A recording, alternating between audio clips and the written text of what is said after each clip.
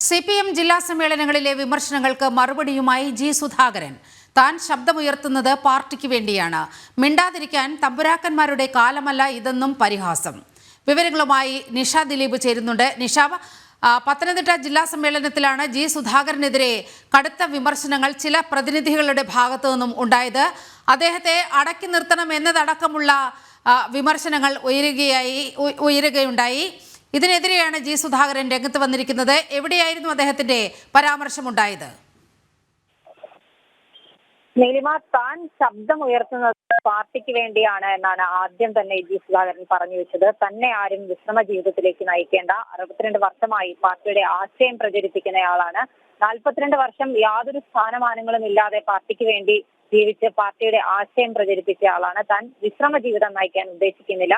അതിന് ആരും മുതിരണ്ട എന്നായിരുന്നു അദ്ദേഹം പറഞ്ഞത്. നമുക്കറിയാം, പത്തനംതിട്ട ജില്ലാ സമ്മേളനത്തിൽ ജി സുധാകരന്റെ നാവിനെ നിയന്ത്രിക്കണം എന്നതടക്കമുള്ള വിമർശനങ്ങൾ പ്രതിനിധികളുടെ ഭാഗത്തു നിന്നുണ്ടായിരുന്നു. എന്നാൽ അതൊക്കെ ആരോ പറഞ്ഞു പറയിപ്പിച്ചതാണ്, അല്ലാതെ ആ വ്യക്തി വിമർശനം ഉന്നയിച്ച ആൾ സ്വയമേ പറഞ്ഞതല്ല, ആരോ അയാളെ കൊണ്ട് പറയിപ്പിച്ചതാണ് എന്നാണ് ജി സുധാകരൻ പറഞ്ഞത്. പത്തനംതിട്ടയിൽ എറിഞ്ഞ കല്ല് അവിടെ തന്നെ കിടക്കുകയാണ്. ആലപ്പുഴയിൽ എത്തിയിട്ടില്ല. ആലപ്പുഴയിൽ നേരത്തെ ചിലർക്ക് ഈ അസുഖം ഉണ്ടായിരുന്നു, പക്ഷെ ഇപ്പോ അങ്ങനെയൊന്നും കാണാറില്ല എന്നൊക്കെയാണ് ജി സുധാകരൻ പറഞ്ഞത്. തന്റെ ശബ്ദം ഉയരാതിരിക്കാനാണ് ചിലർ ശ്രമിക്കുന്നത്. അതെന്തിനു വേണ്ടിയാണ് എന്നുകൂടി വ്യക്തമാക്കേണ്ടതുണ്ട്. കടുത്ത പ്രതിരോധം തീർക്കുകയാണ് ജി സുധാകരൻ. വിവരങ്ങളാണ് നിഷ ദിലീപ് പങ്കുവച്ചത്.